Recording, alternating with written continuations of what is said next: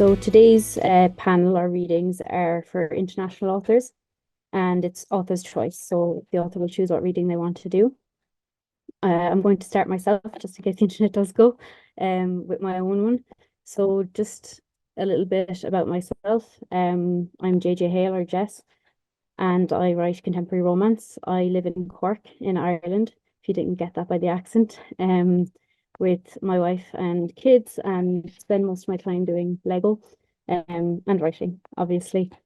And I suppose the last few years, I've been writing romance with sapphic characters. I've kind of started integrating into writing about neurodivergent women too. After kind of finding out I had ADHD and little bit like that, that's become a big focus of mine within my writing. So today I'm going to read from Truly Enough, which is this one here. It's my second book in the Truly series.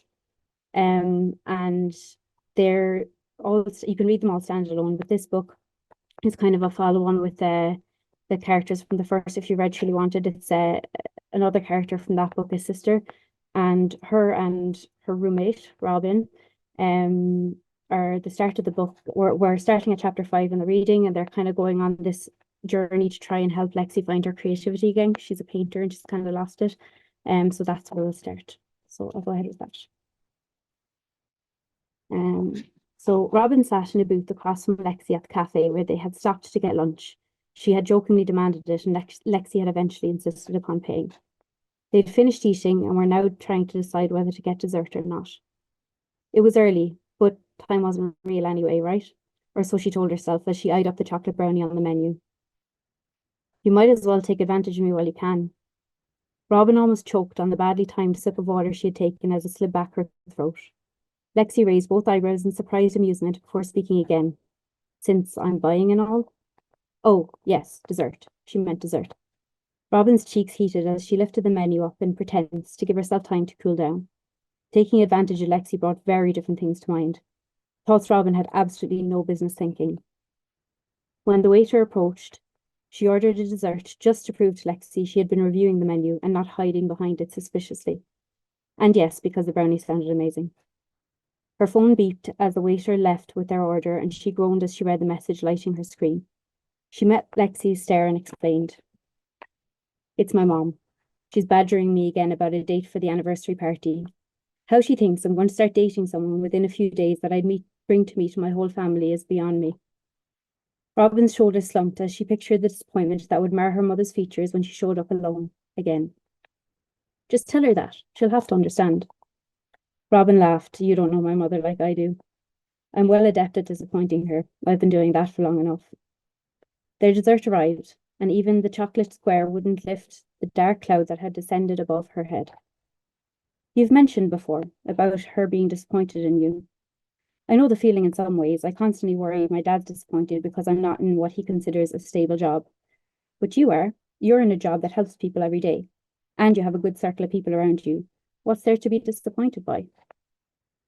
Robin scrambled for the words to explain the conversations that outwardly looked like any normal parental curiosities, but inwardly opened wounds that had never fully healed. You know my dad was a firefighter too. When I told my mom I was training for the job, I thought maybe she would be proud of me. Following in my father's footsteps, you know. I knew she'd be worried. He died on the job, so it made sense she might not want that for me. But ultimately, I figured I'd be doing something she knew he would be proud of me for. Lexi nodded, encouraging Robin to go on. But instead of pride or worry or even anger, I got nothing. She looked at me, but it was like she was looking right through me. I know that doesn't make sense, but that's the only way I can describe it. It was like she hadn't even registered my words. Her response was to ask me if I'd met anyone yet. Robin wanted to explain to Lexi that it wasn't so much what her mother said, it was all the things she didn't say that created these holes in Robin. Silences that brought her right back to all those years ago, when her father had died and her mother had been so devastated by grief. That version of her mother who spent her days doing the mom things she had always done, with the new quietness that was louder than any noise Robin had ever heard. Her mother's grief and silence had slowly melted away, but the glimpses of sorrow and disappointment Robin caught during their conversations were enough to bring her own grief right back. The thing is, I'm never going to walk in my father's footsteps, because not only was he a firefighter, a hero, he also managed to have a wife and kids who adored him, His life was full, and it feels like to her, mine was empty. Maybe I'm making assumptions, and I should just confront my mom.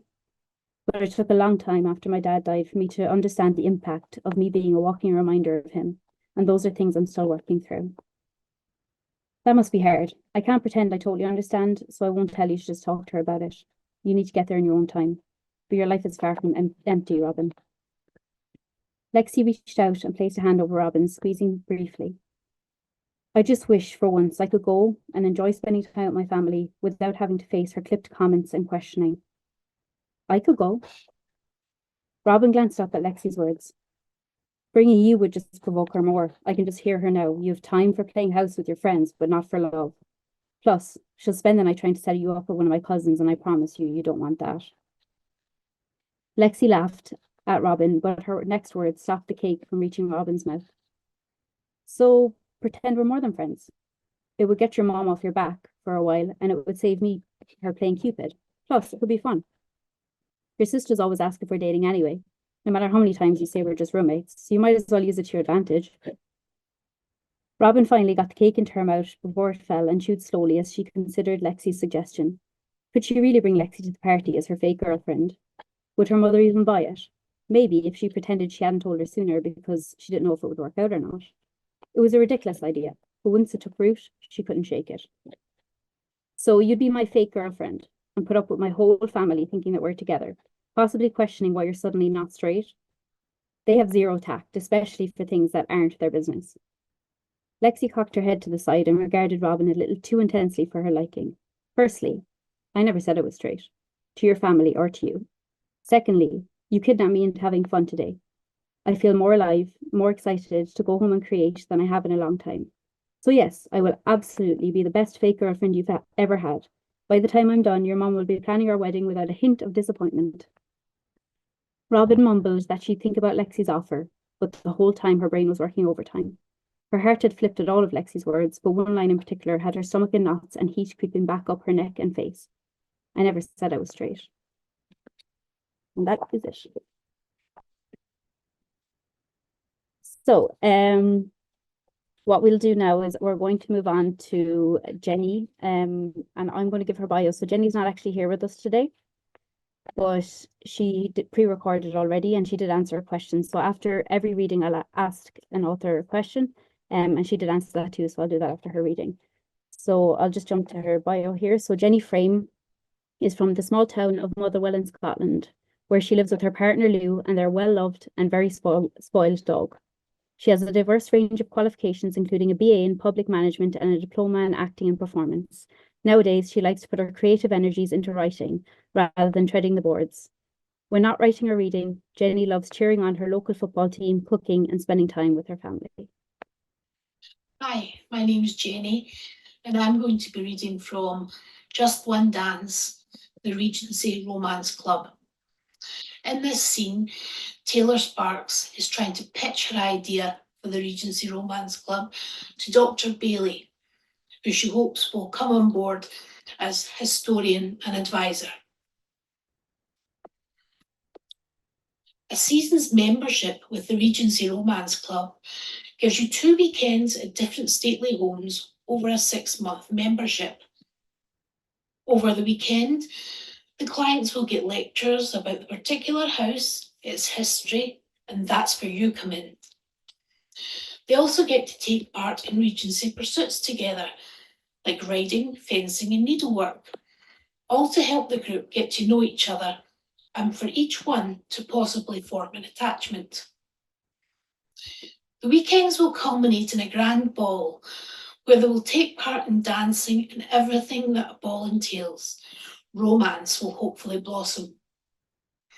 Bailey wanted to stop Taylor and leave, but Taylor was so full of excitement, relaying her idea that she couldn't. So she sat and waited. What a ridiculous view of the Regency Taylor had.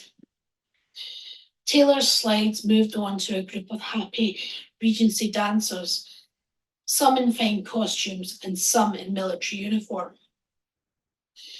They will also attend dancing classes with a group of Regency dance reenactors, so the club members will be able to fully take part in the ball. This is more than dating, Dr. Bailey.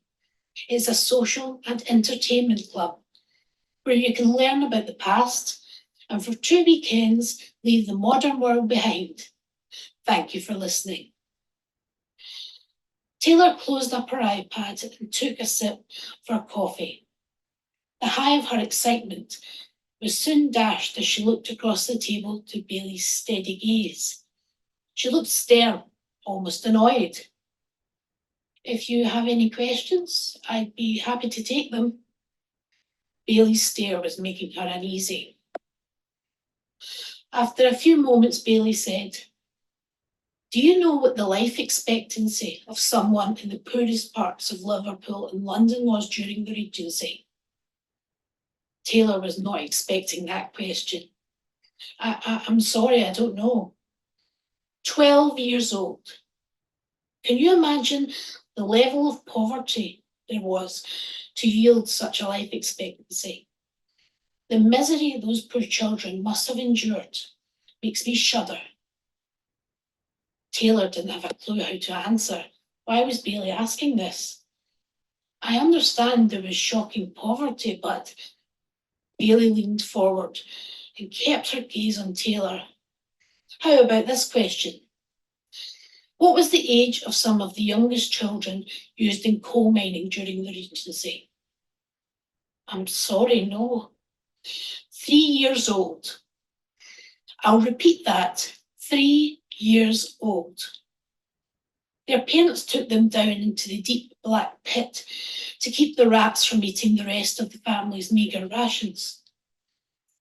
A bit older, then they were expected to haul coal. I didn't know that, and it's very shocking. But why are you asking me these questions? Because as much of an exemplary writer as Jane Austen was, it was only the 1% of Regency society that she was writing about. The rest of society experienced poverty, pain, and depravity. That is what the majority felt. I'm not trying to dismiss, but Bailey didn't let her finish. The past is not a place to be used as some kind of fun park for people trying to find a date. The past is to be documented and studied so that we can learn from them and learn more about ourselves. I'm a serious historian, Miss Sparks. I'm not here to help people with too much spare cash to have a fun weekend in the country. Treat the past with some respect. Taylor froze. She didn't want to know what to say about that. Bailey drank the last of her coffee and stood. I'm sorry to have wasted your time, Miss Sparks. I only came as a courtesy to Margot. Let me give you some advice. You're a young woman, and I'm sure love like you see in Pride and Prejudice or Sense and Sensibility seems like something real and something to dream of. But believe me, love like that does not exist. You'll find that out as you get older. Goodbye. Then she walked away. It was only when Bailey left the coffee shop that Taylor got her voice back. Of all the condescending, arrogant, superior, egotistical, her furious response was interrupted by a waitress who had come to clear Bailey's cup. The waitress looked at her as if she was the weirdest customer she'd had this week. Taylor felt the need to cover for her outburst. We had an argument over the proper way to make coffee. The woman nodded and smiled as if she'd lost the plot and cleared the dishes, getting away as quickly as she could. I hope you enjoyed it, and I look forward to seeing you again. Cheers. That was a great reading by Jenny Frame. The question I asked was, does where you live influence what you write? Jenny's answer to that was yes. I think I'm most known for writing small village romances. I've always loved Agatha Christie and her depiction of the English village. And even though I'm Scottish, I spent every summer holiday staying with my aunt and uncle in the south of England, surrounded by those types of villages. That lived experience and extensive reading of village life with its quirky characters comes out naturally in my writing. So next we'll go to Jenna Jarvis. So I will give the bio and then Jenna can jump into her reading. So Jenna Jarvis lives in Glasgow, Scotland with her partner and dog. She can generally be found wearing dinosaur dungarees, which I had a chance to see and they were great. Making playlists for the road trips she doesn't take because she can't drive, and complaining she doesn't have enough time to read anymore. Digging for Heaven, the first of her Dragon Circle series, was published in July, and Ride With Me is her second novel. So Jen is going to be reading from Digging for Heaven. So Jenna, do you want to tell us a little about it and start your reading whenever suits you? Yeah. So basically Digging for Heaven is the start of a fantasy series that called Dragon Circle. And yeah, it's pretty much about a dragon slayer and a dragon rider who fall in love on a road trip. Well, the road trip also is very much an extradition because dragon slaying has been outlawed in one of the kingdoms. And yeah, so it's really a bit of a Pride and Prejudice sort of epic story, I guess. But just got that on the brain after the reading from Jenny there. Yeah, I'm just starting in quite near the start with Kella doing what she does. So Kella's the Dragon Slayer, and this is her at work. Kella always loved this part the most. It didn't matter that her body wanted to shake itself apart from fear. It didn't matter that her heart was lodged squarely in her throat. What mattered was that she was strong enough to beat that fear and force herself to remain still. Having spectators helped. It was easier to remember not to run when hundreds of people would judge her for it. It didn't matter if her mother had always been fearless, as the songs had claimed. The people would always remember her like that. It was what they were there for now, to watch another fearless, dragon-slaying vigilante give them a show. Fearlessness might be out of reach for Kella, but a show, that was something she could manage. She looked toward the gaping cave mouth that was easily large enough for Malia's east gate to fit inside, more than large enough for a dragon to make its home. Though she often thought of them as lizards, soaking up the afternoon heat didn't seem all that important to them. At the top, she could just make out Findon and Care, perched and ready for the uglier part of the job. Satisfied that they finally looked ready to go, Kella glanced behind her. The crowd had grown again, and parts of it had started singing. The festival atmosphere of these events was always contagious, even for those who were there for justice, for vengeance. Almost everyone from the town last targeted by this beast was out today, even the children. Kella waved at the few who'd made it to the front. Wide eyes stared up at her in awe, and she grinned, approving. It might not be the safest way to spend an afternoon, but it felt important that children grew up knowing that even dragons could be held to account. Might want to step back a few paces, people, she called as she started tying up her hair to tuck into the helmet. It was a compromise to Findon. It might not be covered, but it was out of the way. Clenching a fist around the hilt of her bone sword and letting the crowd's encouragement carry her, Kella strode to the darkness of the cave mouth, bag in hand. She planted herself, her hands on her hip, and scanned for the rope strung somewhere ahead of her. It was a good thing that she couldn't spot it, she reminded herself. That meant the dragon wouldn't either. In the same way, she knew it was also good she couldn't see Zebin anymore. Knowing they were safe was far more important than Kella feeling alone for a few sorry minutes. Come on, Birdie, she muttered as she shifted closer. Come and get me. She pulled the gold helmet out of its sack and hoped it was glinting as tractably in the sun as she pushed the warm metal over her head. Evlo had a plan B involving fiery arrows if this wasn't enough to tempt it outside, but she hoped she wouldn't have to wait that long. Care would have let them know if it was too deep inside to notice her.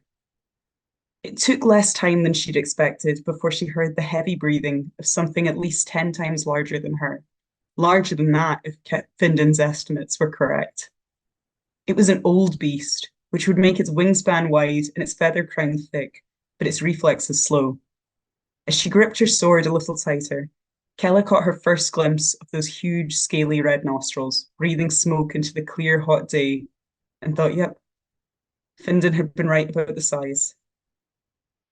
Dragon eyes were as varied as the colours of their scales. This one had yellow eyes that emerged moments after the nose, along with the blue feathers crowning its head. Goosebumps crept along Kella's skin as she slashed her sword through the air and tilted her head, trying to make the gold catch the light. If it decided to send any flame her way now, the helmet would melt and encase her skull. I know you want what I've got, monster. Even after a lifetime of practice in hunting these beasts, it still took her by surprise when its long neck dipped low to get out of the cave and it charged.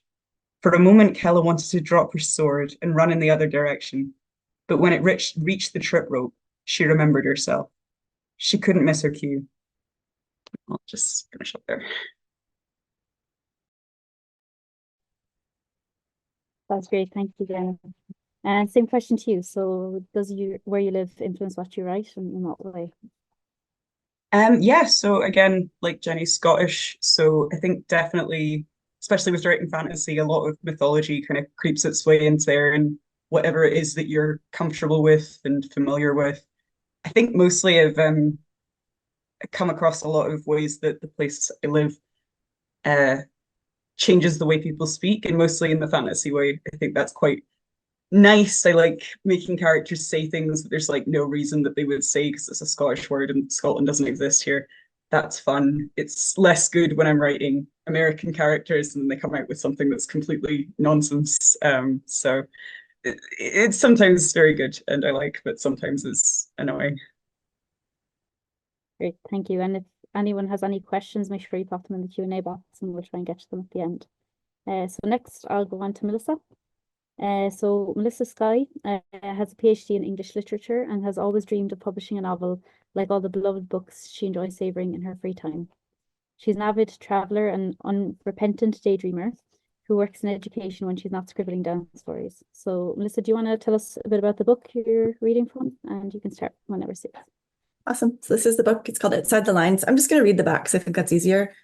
So it says, Amara Rodriguez lives in a world divided. When the Asenescence Corporation discovers a cure for aging, the world splits into two.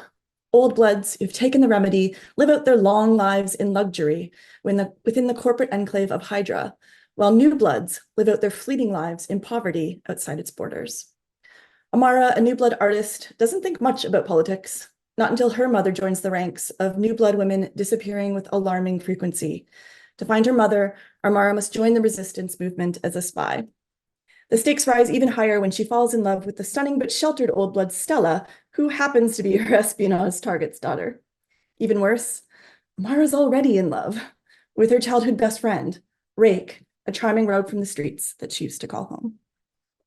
So I'm going to read to you guys from chapter 10. I asked my friends, what part should I read? And they're like, read a mildly spicy part. So that's the fun stuff. So that's what I'm going to do.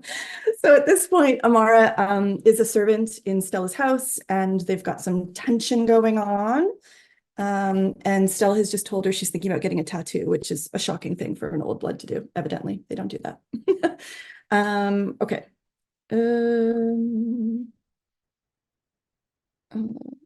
Sorry, I put my bookmark in the wrong spot. That was bad. Okay, here we go. So she says, yeah, well, I guess it would be hard to pick an image you'd like to have on your body for centuries. So of course, old bloods live, as far as we know, forever. I don't know. Some things about us don't change. I can think of images that would be meaningful forever. Can't you?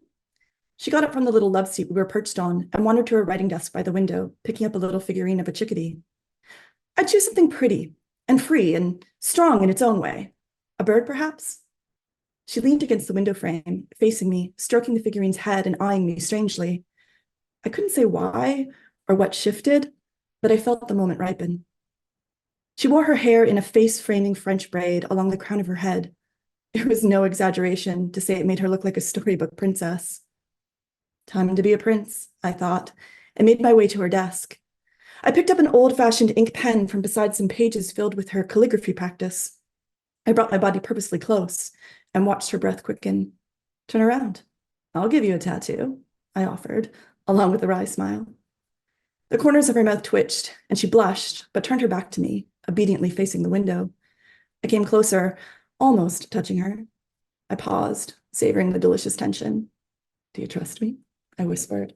She trembled and nodded. I carefully gathered her hair and moved it over one shoulder, exposing the tender nape of her neck. It took everything in me not to kiss her there. Instead, I traced lightly down it before starting to unzip her dress. She stiffened. I need a canvas to work on, I reminded her, and she exhaled. She nodded again, and I continued the zipper's descent. Down, down, all the way to the dip of her lower back, just before the swell of her bottom. I could see the pale pink lace of her panties, the matching sheen of her bra.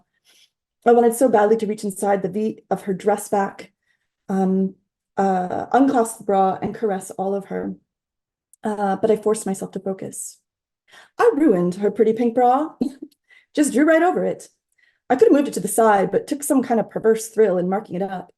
I used her figurine for inspiration, working in electric silence. When I was done, there was a chickadee on a curving cherry blossom branch on her right shoulder. It was delicate and sweet and natural, just like Stella.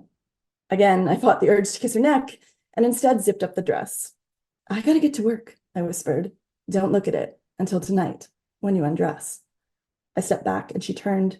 She looked delectable, trembling, seeming full of fear and yearning. I held out the pen. If you like it, let me know. I'll mark you up again later.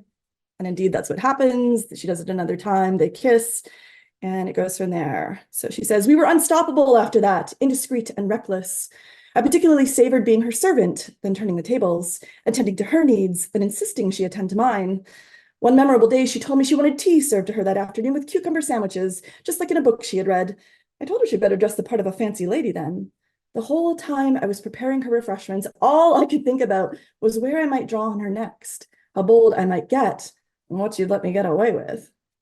When I entered the sitting room a short while later, she was perched daintily on the sofa in a gauzy light blue dress. I served her tea and asked, will there be anything else, ma'am? Yes, sit and have tea with me. That would be most inappropriate, I'm afraid. Oh, I can think of much more inappropriate things. Her eyes twinkled as she patted the sofa beside her. We ate and drank and talked silly flirty nonsense for a time, until she noticed the pen displayed prominently on the serving tray and picked it up. I held it out and raised an eyebrow. She held it out, sorry. That was all the invitation I needed. I knelt before her. Her legs were crossed primly, one foot dangling before my face. It was encased in a satin baby blue ballerina flat with ribbons that laced up the length of her slender calves. I'm just skipping a little bit. I unwrapped the laces and removed the shoe. She laughed and said, are you going to give me a foot massage? Your wish is my command, I replied. She wiggled her other foot in my face. I removed that shoe as well after some strictly unnecessary caressing of her leg. I massaged her feet one at a time, amused at how tiny and cute they were. It took a lot of restraint not to let my eyes wander to the shadows of her skirt. She began to make little sounds of pleasure, and it was too much to bear. I dropped her foot and picked up the pen I had abandoned on the floor. I tore the cap off with my mouth and kept it there. I made eye contact and patted her legs suggestively. Her right thigh was exposed, and I began to mark it up, pushing on the flounces of her skirt up to a decidedly risque level. I didn't look at her face, but I could feel the heat coming off her. She was trembling, so I used my one hand to steady her leg in a reassuring grip, then focused all my energy and creativity on designing something beautiful in this deliciously intimate space. I didn't have any grand plan, just followed my whims, and somehow a design full of flowers and hummingbirds emerged. I was working on the final details in one of the bird's wings when a voice made me jump. What's going on here? That's the end. I'll stop there. That was great. I feel like the question's a bit boring after that. Do you want to the same question to you? So does where you live influence what you write? Do you do tattoos or anything there? It does. I wouldn't say so much in this particular book, except that it's set in what I call the post-dissolution states. So as a Canadian from Canada, as a Canadian watching sort of, I'd say the divisions that are happening within America, sort of from the outside, and some of that is creeping north to Canada as well. Again, as a dystopian writer, thinking about the future and like worst case scenario of things, it was interesting to think about what would happen if the States had a second civil war and things sort of fell apart. And so that's sort of the setting for this book. Great, thank you. Thanks for the reading. I will go to Jane next. So Jane Walsh is a Canadian author who once upon a time studied both history and costume design. Now she puts those skills to good use by writing queer Regency romance novels. She lives with her wife and their cat in snowy Montreal. So Jane, if you want to tell us about the book, and you can start whenever it suits. Hi, everybody. I'm going to be reading from The Accidental Bride. This is the second book in my Spinsters of Inverleigh series, which is a series that follows 4 women, 4 friends in the fictional seaside coastal town of Inverleigh in England. And in this book, Grace is a lady's companion, Thea is a botanist, and they're racing off to Scotland to stop a marriage from happening. Like Grace is a lady's companion, and her charge is eloping with Thea's brother. So they're barreling off to Scotland to stop it.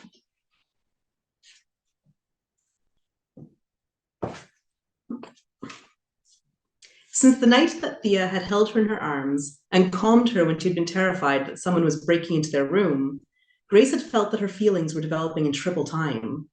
Every hour that now passed in the carriage could have been a day, for all her heart could tell. It was beyond foolish. But there was so much to admire about Thea. She was rash but confident. She was impulsive but assertive. She was so positive that she was always right, and her conviction that things would work out for the best was infectious. And then there was the indisputable fact that no one had ever taken care of her before. No one had ever held her like that. Grace remained lost in her thoughts all the way until early afternoon, when Thea rapped on the roof of the carriage to stop alongside the River Tyne. Polly opened one eye. Is a cup of tea imminent? Is that why we stopped? Not tea, Thea announced, gathering up her satchel and opening the door. Flowers. Polly sighed and resettled herself. Grace was puzzled as she watched Thea exit the carriage and march into the neighboring field. Her instinct was to stay in the carriage, the quiet, agreeable companion. But this was ludicrous. Stopping to look at flowers, they had no time to spare. Why, she could see Newcastle from across the river, so why stop now? She took a deep breath. She had to remember that she wasn't employed by these people. She wasn't here as a companion. She was here as their equal. Grace wrenched the door open and followed Thea outside. This will only take a moment, Thea said, casting a cool stare at Grace. Grace could tell that something of some importance was happening, but couldn't figure out what on earth it could be. Thea was deep among the weeds, looking down at a group of yellow wildflowers. The gargle of the River Tyne sounded beyond the flower patch. She had a thick notebook open and was scribbling in it as she gazed down at the flowers. Grace hadn't thought her to be a sentimental person, but she cut several blooms with a penknife and pressed them in her book. Even if she were sentimental, this was an unlikely trip to wish for a souvenir to remember it by. Unless, of course, she was as affected as Grace herself was. Maybe their trip did mean something to Thea. Maybe at any moment she would confess that she wanted to spend more time together after they returned from Scotland. Grace's heart leapt at the sight of those flowers disappearing between the pages. She would have admonished any debutante under her care for such a silly feeling, based as it was on little to no evidence. But if they weren't still inside of the carriage, she thought she might have been bold enough to lean in for a kiss. What are those flowers? Grace asked instead. Lysomachia vulgaris, Thea said, closing the book and turning around to return to the carriage. And what is that? You may know it as yellow loosestrife. I know it not at all, Grace said. As she followed Thea, she glanced behind her at the cluster of flowers, their yellow petals with a burnt orange center open to the sun. They certainly are pretty. Loosestrife is more than pretty. It's wonderfully useful. It can help stop bleeding, can soothe a sore throat, and even help close a wound. But it only grows in the south of England, not the north. I never thought to see it along the River Tyne of all places. This is remarkable indeed, a rare sighting. Thea shook her head. I wonder how it came to be growing here. Grace wasn't sure why anyone should care. The patch of loosestrife was but a dozen meters from the carriage, but the terrain was uneven and the underbrush was thick. Grace was starting to fret about the brambles that were catching in her stockings when she lost her footing. Unladylike curses flew through her mind, and some of them out of her mouth as she fell hard. Her right hip and shoulder ached, but it was nothing compared to the awful, throbbing pain in her ankle. She worried she might cast up her accounts right there in the woods, mortifying herself in front of Thea. Grace, are you hurt? Grace, can you hear me? She opened her eyes to see Thea crouched beside her, her bonnet flung to the side, her hand on her shoulder. Her eyes were wide and her brow was furrowed. Grace realized that Thea must have been repeating herself for some time. Grace struggled to smile. I'm quite all right, she said, which was an outright fib. I'll be right as rain as soon as we're back in the carriage. The constant refrain from her childhood pounded in her mind as loud as the blood roaring in her ears. Do not be an inconvenience. Do not be a bother. Only you can help yourself. She must remain independent. She must. I'm going to examine that ankle, Thea said, and she slid her shoe from her foot. Thea's hands were cool on her leg as she pulled her stocking down. Covered in brambles, Grace noticed, just as she had suspected. She didn't want to think of the cost of replacing the stockings. Then she saw her ankle swollen thrice its normal size and wished rather heartily that Polly was the kind of maid who carried smelling salts with her. Thea's touch was gentle, but the roaring, fiery ache increased as she moved her ankle in all directions. Your foot does not appear to be broken, but we must get you to a physician. We need to change the horses at Newcastle anyway, so we'll stop there until someone can see to you. No, she cried and tried to sit up. We must continue. We must not give up the miles we worked so hard to gain. Thea took the penknife that she had used on the loosestrife and hoisted her own skirts up, then cut a strip from her linen chemise. She wrapped it around Grace's ankle and foot, firm enough to stabilize the joint. That should help for now, she said, but you'll have to lean on me to get back in the carriage. Grace quailed for a moment at the thought of putting weight on her foot, but there was no choice. She gripped her hand as Thea pulled her up, and she managed to hobble her way to the carriage. It was a relief to sit on the plump cushions, her leg propped up beside her, but she wished she could lie down. As the shock wore off and the pain settled deep within the bone, Grace realized with alarm that all her good nature had been left behind with the blasted loosestrife. She was in a fouler temper than she had been. She was in a fouler temper than she had been in years. It took the last of her energy to close her eyes so her companions would think her asleep. She dared not risk what might come out of her mouth otherwise. Her past, the blackmail, the way she felt when she looked too long at Thea's lips, secrets, all of them, to be kept close to the heart. Thank you. That was great. Thanks, Jane. So question to you as well. Do you feel like where you live influences what you write? I have to say not at all, because I only write Regency romance. And Regency, of course, refers to a very specific time of British history. It's between around 1810, 1820. And because it's so specific to an actual time and place, my time and place that I write in is dictated by that. So it really, my setting in Canada, like my actual where I live, doesn't have much impact. Great, good to get a different answer too. That was great, thank you. Thank you. I'll head over to Ileandra now. So Ileandra Young is one face of the shared brain, who also writes erotica and romance as Raven Shadowhawk. This face writes urban and traditional fantasy, watching the moon at night and dreaming of new supernatural creatures to let loose on her characters. When not writing, Ileandra can be found LARPing gleefully, snoring loudly, or playing video games with her twin sons. So Ileandra's going to be reading from Blood Rage, which is the third book in the Spear series. So do you want to tell us a little bit about it, and then you can start your reading? Yeah. Blood Rage does continue directly on from the previous one, which was Moon Fever. So at this point in the story, Danica, who is still working for Spear, that's the Supernatural Prohibition, Extermination and Arrest Regiment, is on sick leave. She has to not work. They will not let her into the office. She's not allowed out in the field, and she's miserable. So the book opens with her playing poker with some of her teammates, being very, very upset about it, going home to her vampire girlfriend. I decided to skip forward from the fun times that they had in the shower, and they are out of the shower now, and yeah, I'm a coward. And she's going to have something to eat. I just thought this was a cute scene because it features Norma, who I will explain. Actually, Norma is a Chitauric. Make them up because that's what you do when you write books. Imagine a cat, but imagine it's scaly. Imagine it has a barbed tail and wings a bit like a dragonfly, and it can talk to you if it likes you. Yeah.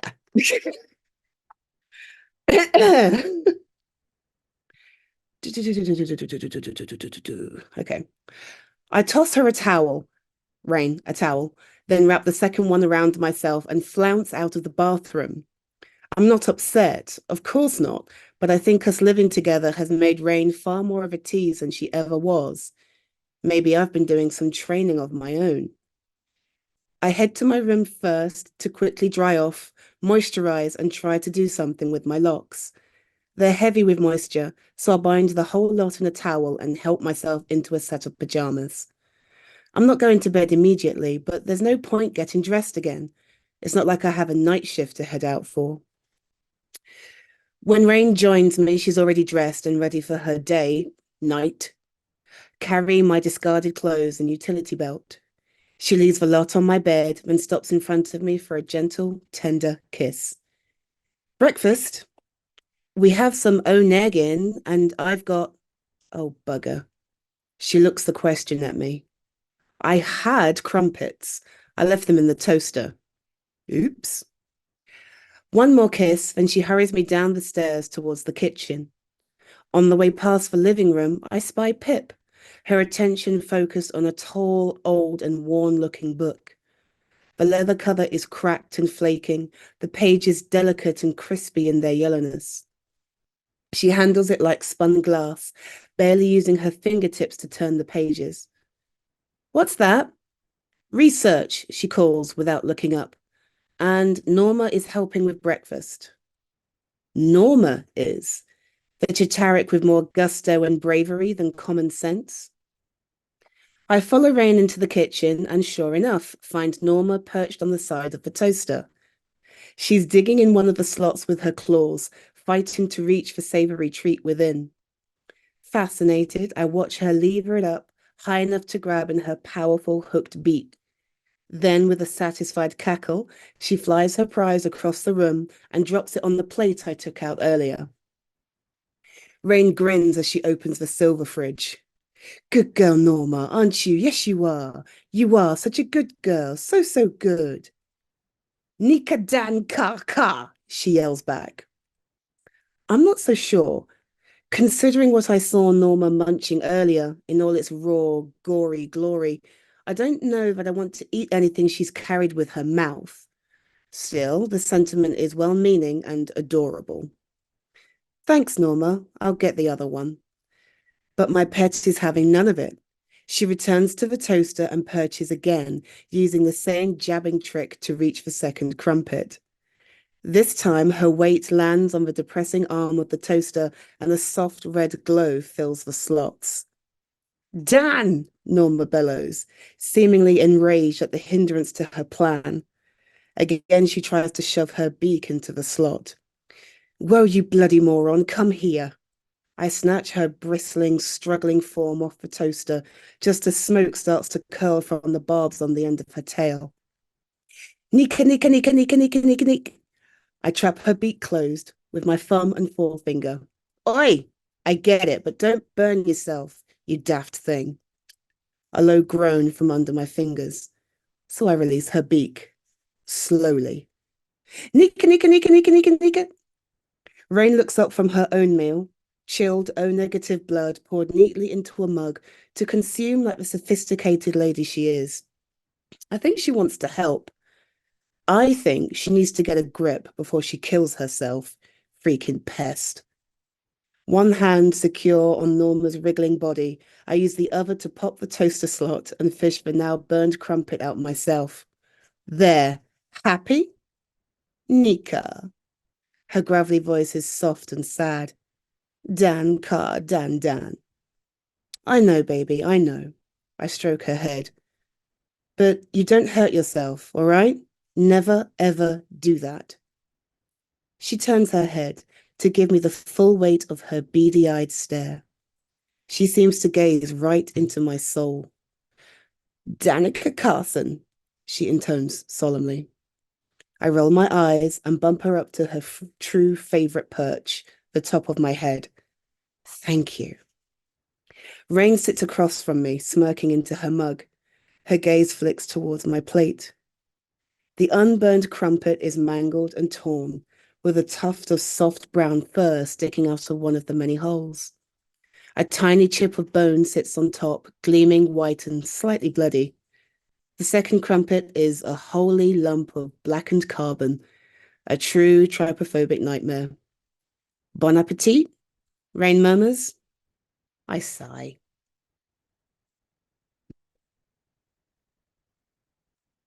I'm not sure I'll ever look at crumpets the same again. That was great.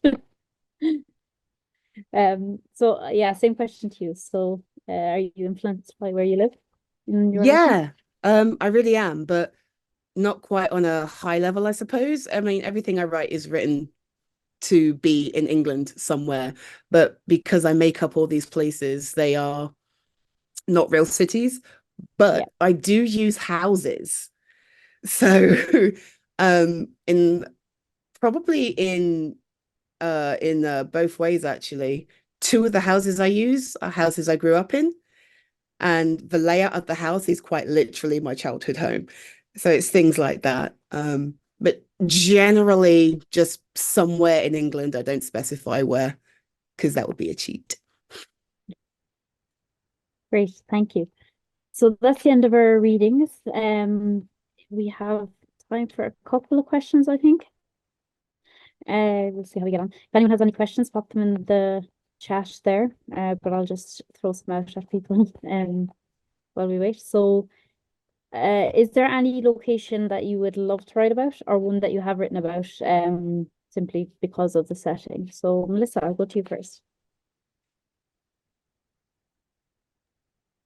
Can't really think of a location. And location has never been the thing that's been this. I start with an idea usually, or a question. Questions are what I start with usually. So, or bits of dialogue that come in my head. It's weird where ideas come from, right? So I'll see if someone else has something interesting to say. Cool. Well, Jane, I suppose as you said, your setting is very specific, right? To the time that you write.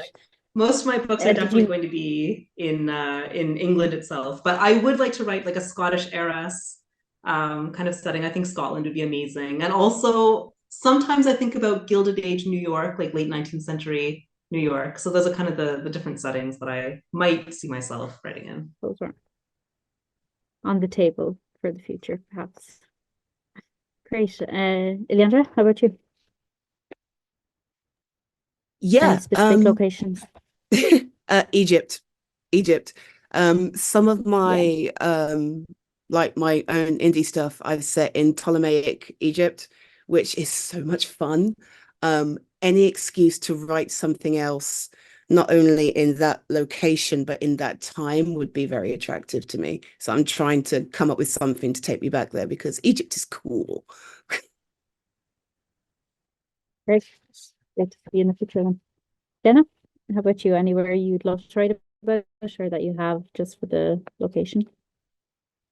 Yeah, I mean, I've had a lot of fun with because it's more of a like an epic fantasy or high fantasy or whatever you say for that. With the Digging for Heaven series, it's been really fun making up a lot of landscapes and trying to figure out like I've had a lot of fun like putting like getting some more savanna areas, but going, okay, but what if this earth was formed differently? So there's also kangaroos here because, you know, why not? So I'm having fun creating some more like island settings for this one I'm trying to write for the next one and learning about fun like island weird evolution things, like when you get all these pygmy animals and stuff like that. I think that's great. So a lot of the time when I'm writing fantasy, I'm finding that like, yeah, like dumb paleontology videos really like influence me a lot.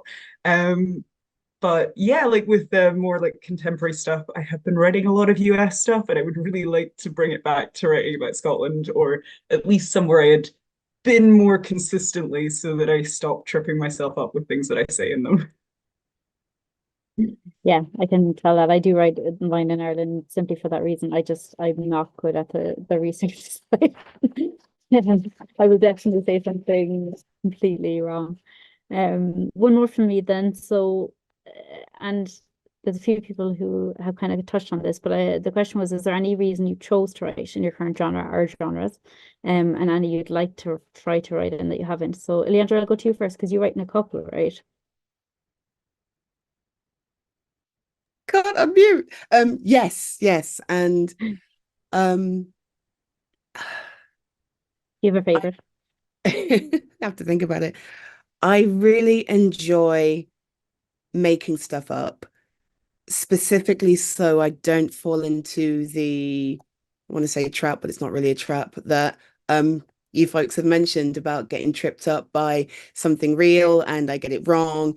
If I make it up, then I'm in charge and what I say goes, and nya nya nya nya. So more of that for me, I think. And I think if I could explore that both in urban fantasy and more traditional fantasy, I just enjoy the freedom of knowing that it's down to me and up to me and no one can fight me. Makes sense. Great. Jane, how about you? Again, you have kind of specific area that you write. Is anything else you'd love to try? I think I would probably stay within 19th century historicals. Like I write them because I read them. It's my favorite genre to read. So I definitely see myself still focusing on that that time period, that genre. Well, it makes sense. If you love to read it, then you're going to enjoy reading your own a million times when you go through them. Jenna?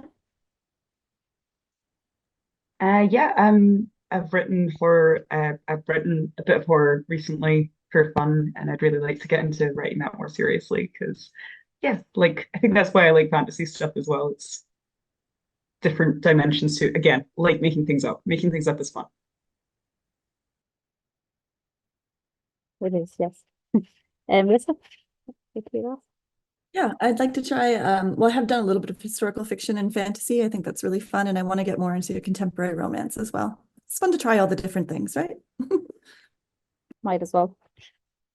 Great, thank you. Thank you all. And Sandy has put all of the links in the chat to all of the books that were read today. So pop over and have a look at them. Thanks everyone for joining, and thank you all for reading. It's been great. Thank you.